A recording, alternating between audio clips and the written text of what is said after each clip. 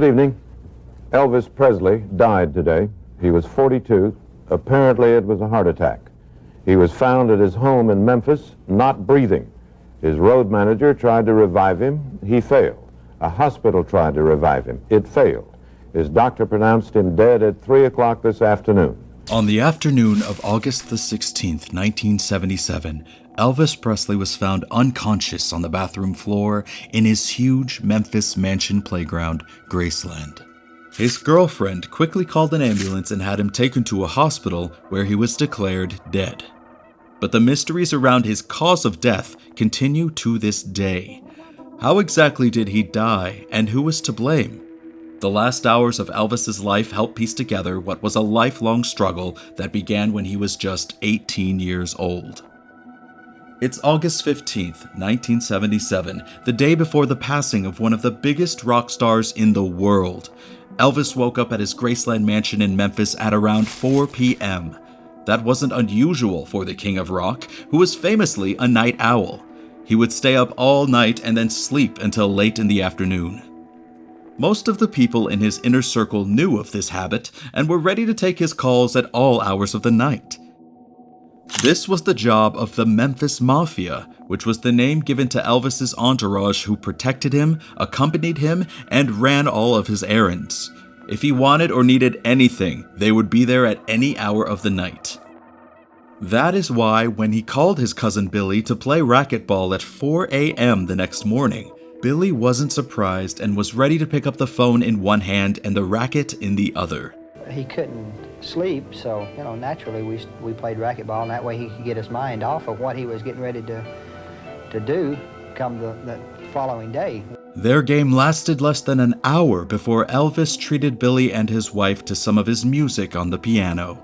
His guests then went home and left Elvis to get some much-needed rest.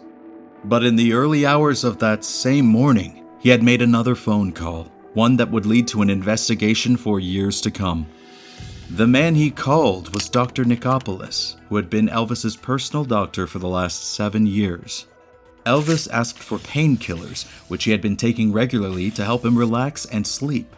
Dr. Nick prescribed them without hesitation, but unbeknownst to him, they wouldn't be the last pills that Elvis would take that night. Far from it. At 5 a.m., after his guests left the mansion, he returned to his bedroom with his girlfriend, Ginger Alden, and took a combination of prescription drugs put together by Dr. Nick.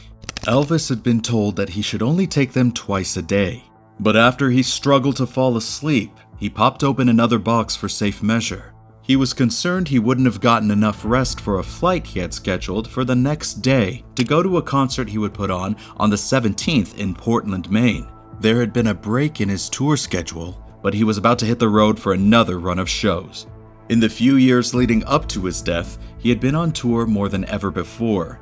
In 1973 alone, he put on an incredible 168 shows.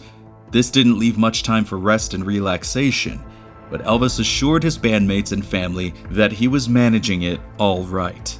Unbeknownst to some of his friends and family, and even his own business partners, this busy schedule was hiding a dark truth. Elvis had become addicted to prescription drugs, especially opioids.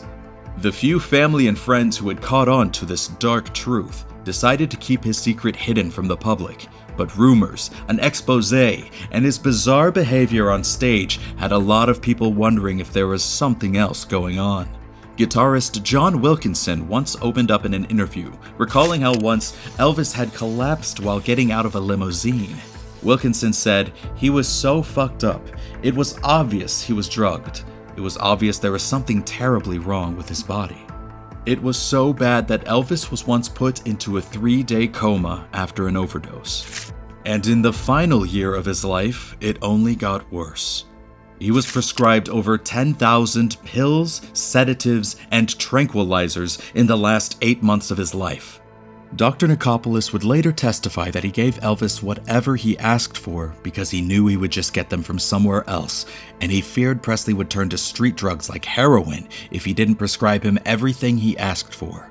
This drug abuse and his terrible diet led to glaucoma, hypertension, and liver damage, along with severe damage to all of his major organs. This was a far cry from the youthful Elvis that shot to fame in the 1950s. Back then, he was super fit, energetic, and loved playing sports. He was deemed fit enough to serve in the U.S. Army from 1958 to 1960 in West Germany when he was conscripted. Even though he was originally offered a less dangerous role, he chose to serve as a regular citizen.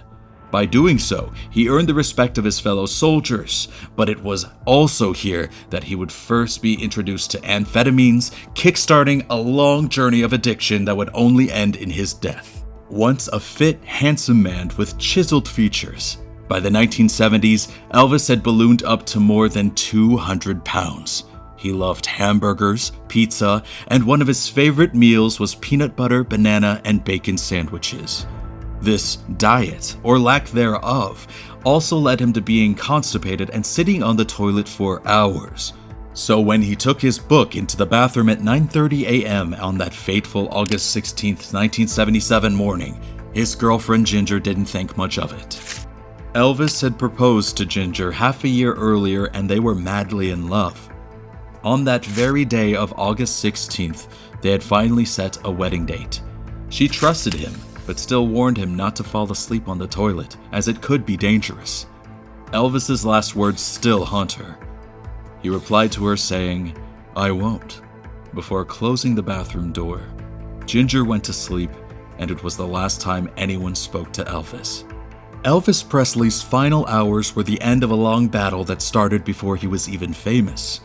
Growing up in the small town of Tupelo, Mississippi, many of his family members had been alcoholics. They were a close-knit family and didn't have much money between them. His childhood is part of the reason why he rarely drank and was totally against drug use. After he shot to fame and became a global superstar, he used his platform for this too. He joined Richard Nixon in the war against drugs and sent a message to young people to stay away from them. He was given a badge from the Bureau of Narcotics and Dangerous Drugs for his service. He also said that bands like the Beatles were anti-American for their political views and their glorification of illegal drug use, who later felt betrayed by one of their early influences. John Lennon even said, "Without Elvis, there would be no Beatles." The Beatles were part of a new wave of music that was eclipsing Elvis's old-school rock and roll, but before that, there had been respect between them.